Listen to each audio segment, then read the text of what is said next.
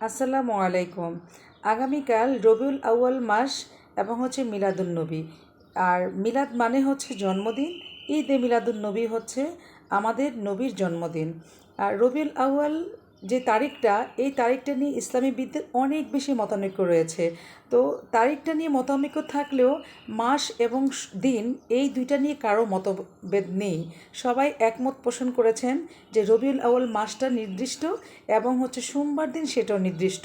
তো যেহেতু এই তারিখটি নিয়ে মতানৈক্য রয়েছে, আমি সেদিকে যাচ্ছি না। তো আপনারা যারা আল্লাহ রাসূলের আশিকি আছেন, যারা আল্লাহ রাসূলকে অনেক বেশি ভালোবাসেন, আল্লাহকে সন্তুষ্ট করতে চান, আল্লাহকে খুশি করতে চান, তারা এই দিনে কি করবেন, বেশি বেশি করে আপনারা সুন্নতগুলো পালন করবেন, নফল ইবাদত করবেন এবং রোজা রাখতে পারেন।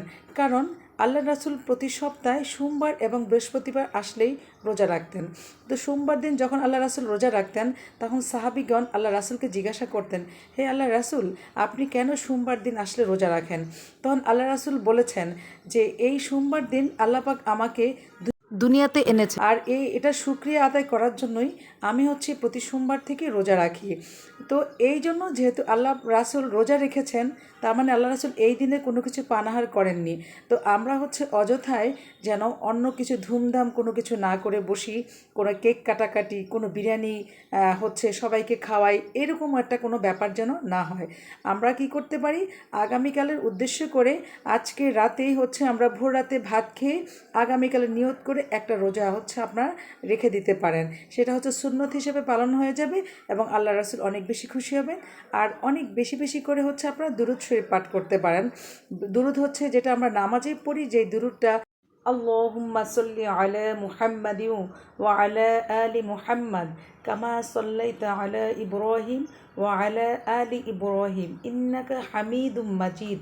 আল্লাহুম্মা বারিক আলা মুহাম্মাদিন ওয়া আলা আলি মুহাম্মাদ কামা বারাকতা আলা ইব্রাহিমা ওয়া আলা আলি ইব্রাহিম ইন্নাকা হামিদুম মাজিদ। আপনারা চাইলে এই নামাজে আমরা যে দুরূদ শরীফটা পাঠ করি, এই দুরূদ শরীফটা পড়তে পারেন। এটা আমি কেন বলেছি, অনেকে দুরূদ শরীফ হয়তো বা চিনতে পারে না যে আমি কোন দুরূদটা পাঠ করব। তো যেহেতু আমরা নামাজ পড়ি, অনেকেই এই দুরূদটা অনেক ভালো করে পারে, এটা পড়তে পারেন। আর যাদের কাছে এই দুরূদ শরীফটা অনেক বেশি বড় মনে হবে, ছোট দুরূদ শরীফ হিসেবে আপনারা পড়তে পারেন সাল্লাল্লাহু আলাইহি ওয়াসাল্লাম, সাল্লাল্লাহু আলান নাবিয়িল উম্মি। এই ধরনের ছোট ছোট দুরূদ শরীফ আপনি চাইলে পড়তে পারেন। বেশি বেশি করে তাসবিহ পড়তে পারেন। বেশি বেশি করে যত বেশি দুরূদ শরীফ পড়বেন, তত বেশি আল্লাহ রাসূল অনেক বেশি খুশি হবেন এবং আল্লাহ পাক অনেক বেশি আপনার উপর সন্তুষ্ট থাকবেন। তাহলে আজকের এই দিনটিতে আপনারা কে কী করেছেন, কে কী ইবাদত করবেন, আমাকে অবশ্যই কমেন্টে জানাবেন। আর পরবর্তীতে আপনারা কেমন ধরনের ভিডিও দেখতে চান, আমাকে একটু জানালে ধন্য হব। এতক্ষণ আমার ভিডিওটার সাথে থাকার জন্য সবাইকে অসংখ্য ধন্যবাদ। আসসালামু আলাইকুম।